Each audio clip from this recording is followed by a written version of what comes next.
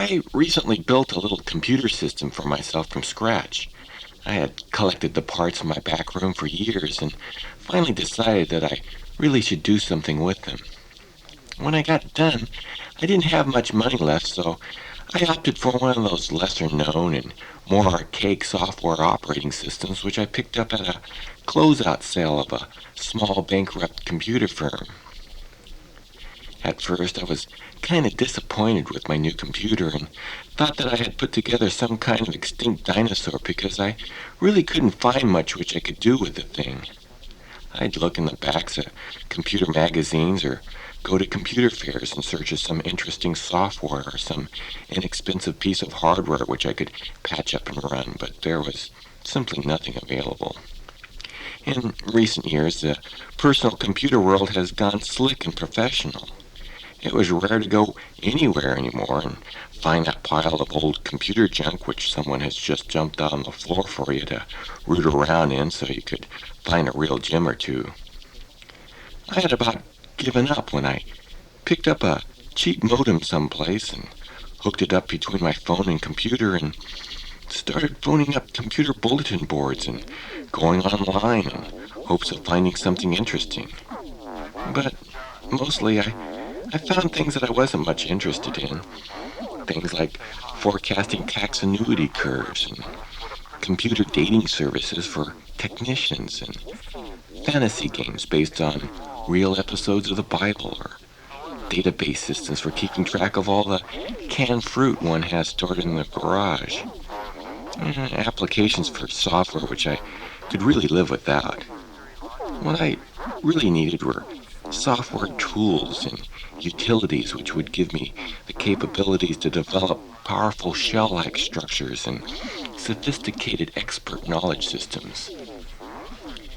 One day I was online to one of the more obscure bulletin board services and found a short note by someone about another bulletin board service which was supposedly devoted completely to my archaic computer system. I hurriedly called the number and logged on. It was as if I was being transported to another dimension. There were thousands of listings and messages on this board, and there were tons of public domain software packages which I could download for free, and millions of personal ads for inexpensive and used hardware which I could send away for.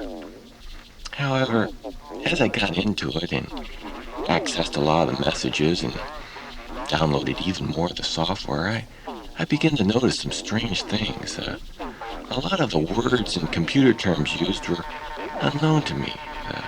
Language was sort of like an esoteric subset of words I sort of vaguely remember being used in some of the very first articles about microprocessors.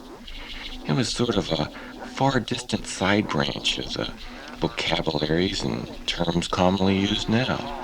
It had both strangely archaic yet technically advanced properties to it and appeared as if it were a dimly defined landscape in a rather fuzzy fog.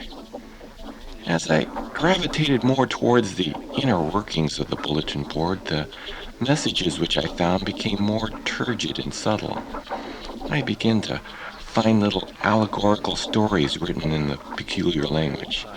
These stories described strange hypothetical environments and odd paradoxical algorithmic situations and problems of digital ethics and other obscure and irrational events of unknown or uncertain origins.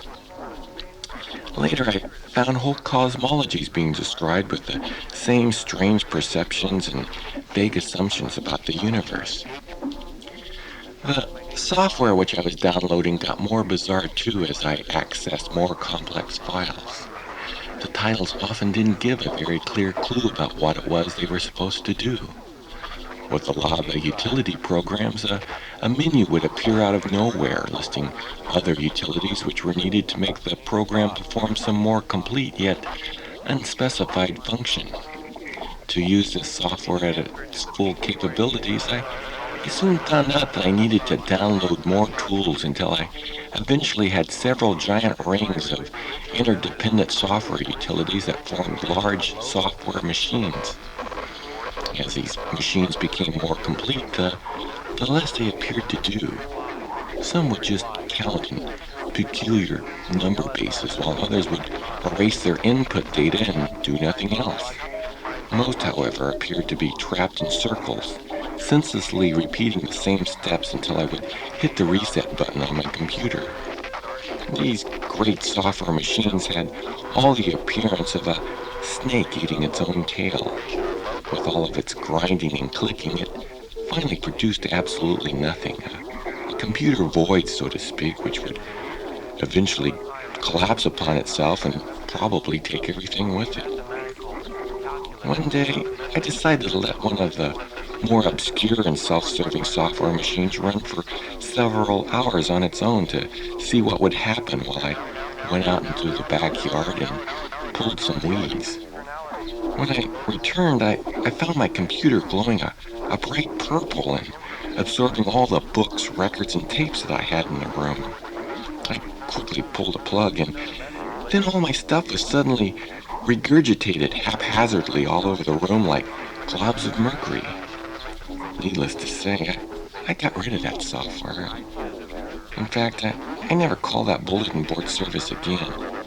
I threw my computer into the closet until one of those charity organizations came by one day, and I gave it to them as a tax write-off. Since then, I bought one of those fancy new computers which are built in a box that you can't take apart to see what's really going on inside. And I run a lot of graphic software and make a lot of drawings of crows and common household appliances. Occasionally, I get a phone call by what sounds like a modem carrier signal on the other end, but I quickly hang up.